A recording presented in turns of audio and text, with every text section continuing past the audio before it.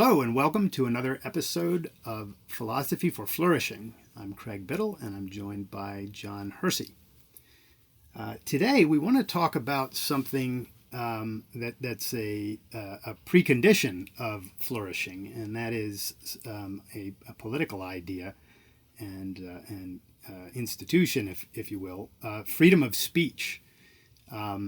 And this will be the first in a series that John and I are going to do on the importance of conceptual clarity, or conceptual precision, if you will, in various areas of life, in politics, in ethics, in just everyday thinking about good living, and so on. But we're going to start with this idea of the importance of conceptual clarity in regard to freedom of speech, because of the obvious cultural context today with the big social media platforms, banning certain people, and the uproar about that, and the talk about whether this is censorship, and if so, what do we do about that, and so on.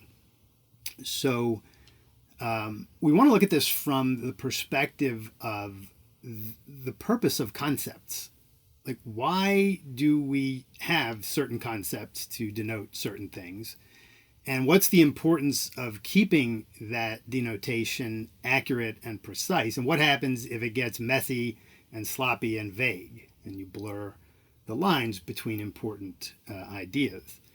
And in a sense, philosophy proper is all about the proper use of concepts. That's what the field is really about. It's about how do we correctly classify, identify, and then conceptually integrate the things in reality that we encounter, so that we can build this conceptual vocabulary that serves the purpose of enabling us to live successfully in reality, right? And the whole goal is to keep your concepts tied to reality and doing the proper job of concepts, which is to draw bright lines between things so you know exactly what you're talking about, and you don't get, or thinking about, and you don't get sidetracked or foggy in any area. And freedom of speech is a great place to start, because it really is an area that people are very, very unclear on. And it's understandable that people are unclear on it. It's a very abstract thing, the idea of freedom of speech. And the idea of censorship is even more abstract. What is this thing?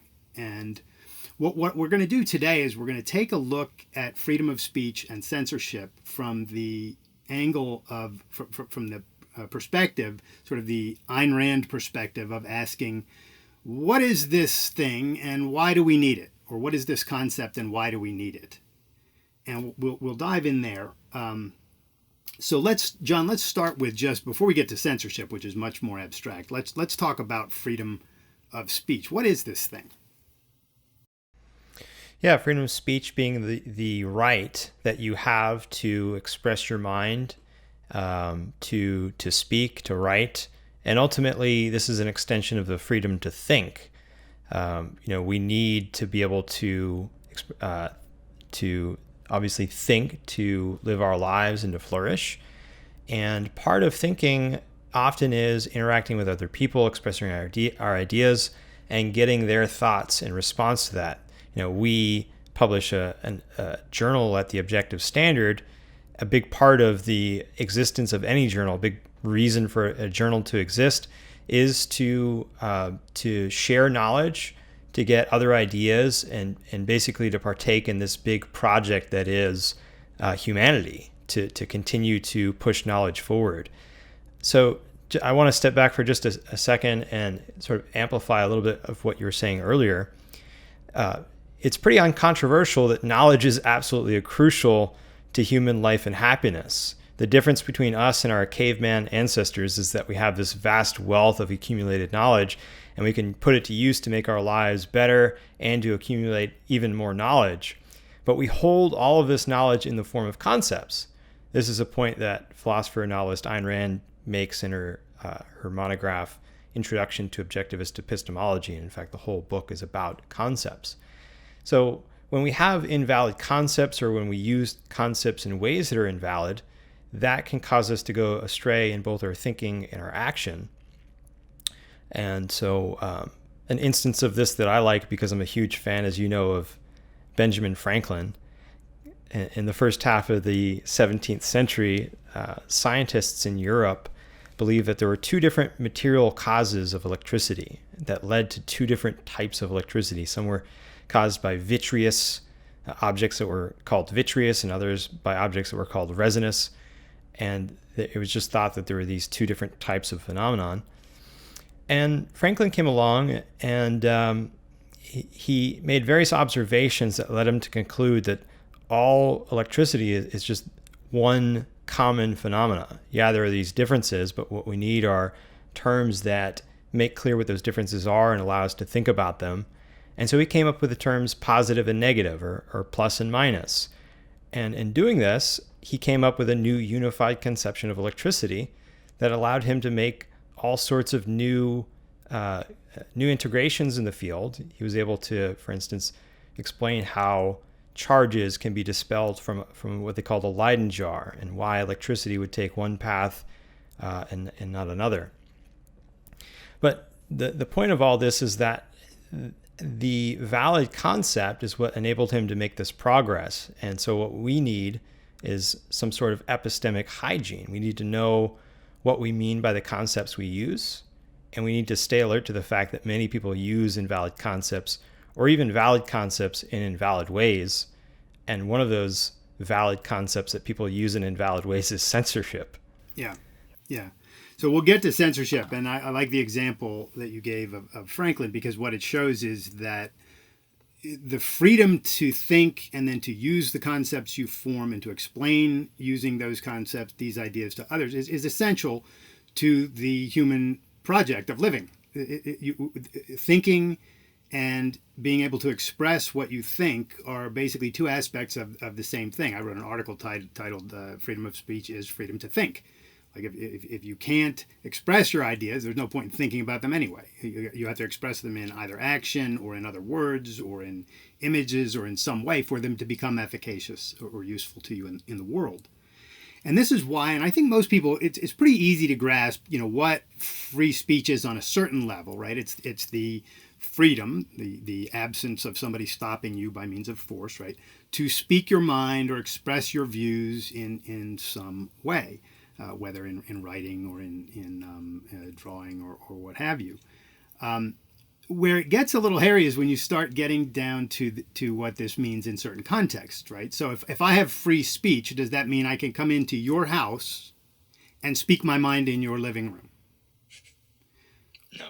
Well, no, not unless you say I may, right? So there's another right here that's involved, which is the right to property, right? I have a right to express my views, but that right does not override your right to your property. Likewise, if you own a business and I have freedom of speech, can I come into your business and into your boardroom and tell people what I think, right? Well, it depends on whether or not you invite me to do that or whether you permit me to do that, right? So it's just an issue of property. And this is one of the reasons that we need a concept. I'm going to take this slowly here. We need a concept that enables us to identify free speech as a right, but to distinguish it from the idea that I can just go anywhere and say anything I want anytime. There's the famous, if you're in a crowded theater and you yell fire, is this free speech or is this incitement to panic, right? And therefore a violation of rights.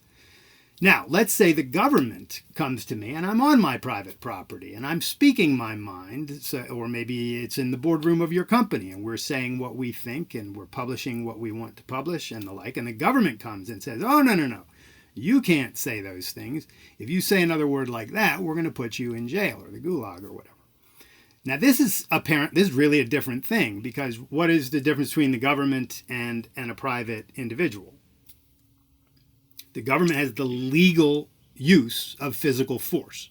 They can stop you from doing something using physical force, and they can do so legally. right? As long as they're doing it within whatever laws that government happens to have. And this is a bright line distinction.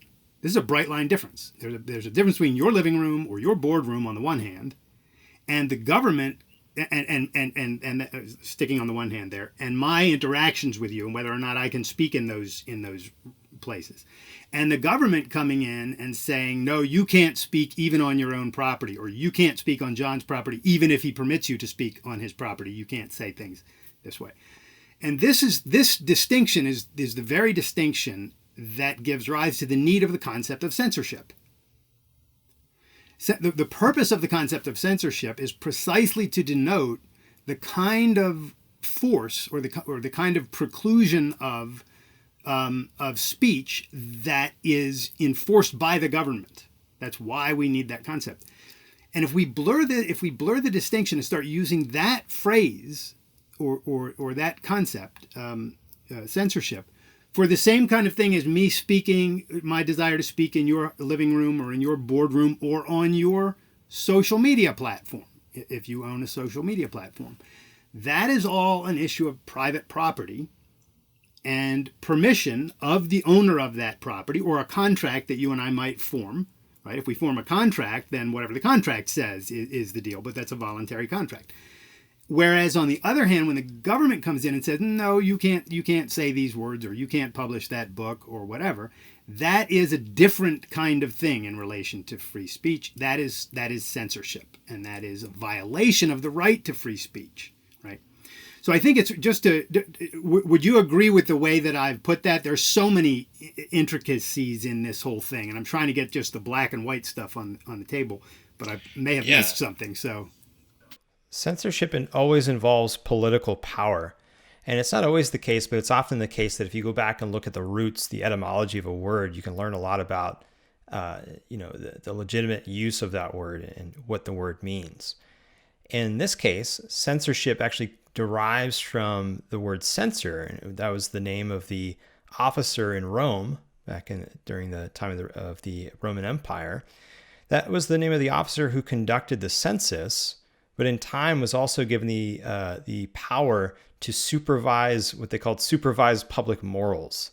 So, for instance, dramatic plays were very popular in Rome, and these officials could do things like demand alterations. So the power of the censor was absolute.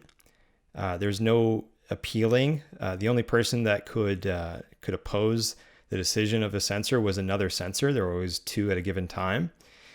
But the point here is that censorship involves political power. There's no appealing.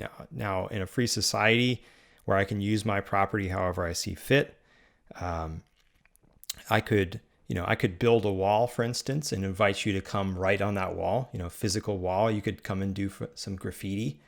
But as long as I permit that, that's okay. But it's my property, so I could tell you, well, I don't really like your particular style of graffiti, and so I'm not going to allow you to write on my wall. You still have the freedom to go and find another wall or to build your own wall and to do whatever you'd like, but your freedom of speech doesn't give you the power or the authority to write on my property. Yep, well put. I like that analogy, and it's almost not even an analogy. It's just literally the same thing looked at in terms of a physical space rather than a pixelated space, right? So another distinction that's really important here that helps people to understand why this distinction we've made between government interference with freedom of speech, which is censorship, versus private interference with my ability to speak on someone else's property, which is not a violation of rights. In fact, it's an upholding of rights. It's an upholding of the property rights, and it is not a violation of my rights because I'm still free to speak my mind. But what a lot of people get concerned about is, well, okay, that seems like a rational way to think about that. But what about when people do really bad things? What about if you really think that Facebook or Twitter are just morally wrong in the way that they're handling these things? If you think that it's just morally wrong for them to kick people off of their platforms just because they disagree with the ideas that they're expressing. And here is another important distinction. and that is between legality or proper legality, what is properly legal and illegal, and what is moral. And these are different things in philosophical terminology. They occupy different places in the philosophic hierarchy, right? So morality is more fundamental than politics. Morality is the branch of philosophy concerned with what is good and bad, right and wrong, what are values, how do we know it, all that, those kinds of questions. And politics is concerned with what kind of laws and norms should we have for living together in a society so that we can live as human beings. And they're different things. One of them is all about force versus no force, and that's properly speaking, it's about the initiation of force versus literal freedom, and a government that protects freedom by banning physical force. And then deeper than that is the question of what is the right and wrong way for human beings to act. And there are many ways that are wrong to act, but that do not violate rights. So being dishonest. Now, you can be dishonest and violate rights in the process. That's called fraud. But there, you can also just be dishonest without violating anybody's rights. You can pretend to yourself that you don't need to put in the extra mile to get this project done when you know you do. And if you do, that's immoral to do that. So you can. There are all sorts of ways that you can act immorally that are not properly illegal because they don't violate rights. So the bright line in the realm of politics, and indeed the fundamental issue in politics is, does this policy or action on the part of the government violate rights or protect rights? The government's only proper role is to protect rights and not to violate rights. In morality, there's much more going on. Morality is much broader and more complicated in a sense, because there are all sorts of actions that people can take, and they're all shades of degree in terms of whether the action is for or against your life, and if it's against your life, how far, how badly is it against your life? And it's a complicated area. So the bright line for morality, what is the standard of measurement in morality, is the requirements of man's life, given the kind of animal that we are. And you and I have talked about this in prior podcasts. And so dishonesty is bad for human life. Injustice is bad for human life. Rationality, integrity, honesty, those are good for human life. And that's what makes, that's how we judge those areas. But when you're looking at a company and asking whether or not the government has the right to come in and dictate its policies, who it will let in on its platform and who it will kick off of its platform and those kinds of things, that is physical force. That is the government coming in with force and dictating something. And in a free society, in the society that our founding fathers intended us to, this is why the First Amendment exists, right? The freedom of speech, freedom of expression. We have that because it's a requirement of human life. We need to be able to express our views. Now, as long as we don't incite violence, there are the obvious caveats here, but these aren't exceptions to freedom of speech. They're actions that violate rights and therefore don't count as legitimate speech. So you can't incite violence. You can't, if you're on Facebook or Twitter and you're using that platform to plan an insurrection or something like that, that is not acceptable. And then of course there's the big question of what is the culpability of, if any, of a platform if on that platform people are using language in a way that does incite violence or is bad.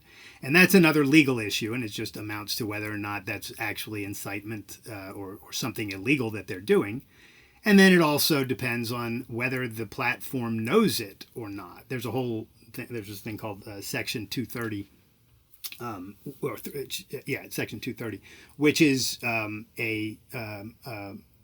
part of a law that exempts platforms from being sued for things that are said on that platform, unless there's evidence that they knew that there was incitement of violence going on and they didn't do anything about it.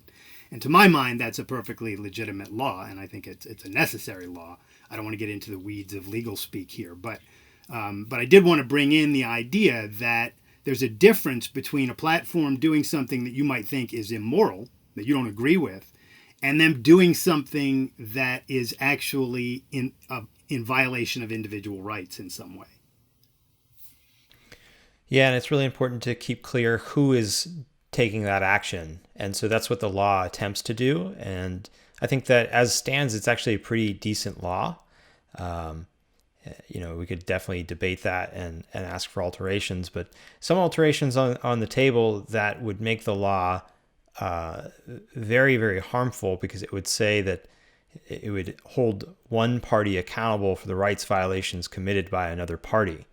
And that's obviously never fair. So, yeah, that's part of the reason I don't want to get too far down into the legal issues. A, I'm not that familiar with them, and B, it's really, really complicated, like philosophy of law and getting law right.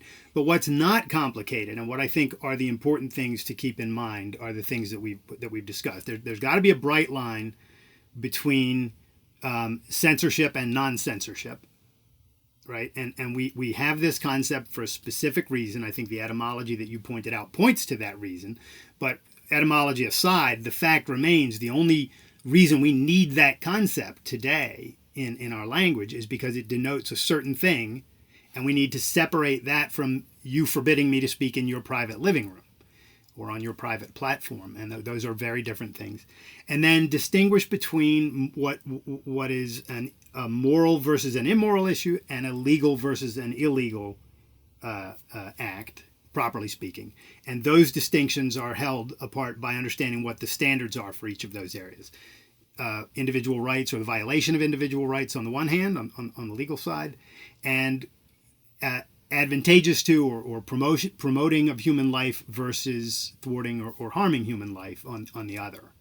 And those standards, we call Objective Standard Institute for a reason, right? They're understanding the objective standards of the various areas of life makes a big difference, because it helps you to clarify your thinking and to think in terms of binary to think in binary terms. Now, you have to be careful with binary terms. I've talked about this before too, because there are all sorts of gradations. But the gradations are always on one side, not the other, when it comes to particularly a moral or a political issue. There's the protection of rights, and then there are degrees of the non-protection of rights or of the violation of rights. There's pro-life action in the sense of an action being moral, and then there are all sorts of degrees of an action being possibly against human life.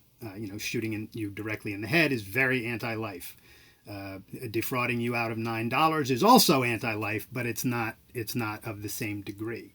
And so these kinds of distinctions are just so important. And I like this topic, and I want to do several of these sort of dives into a concept or two, or a distinction or two like this in the weeks to come.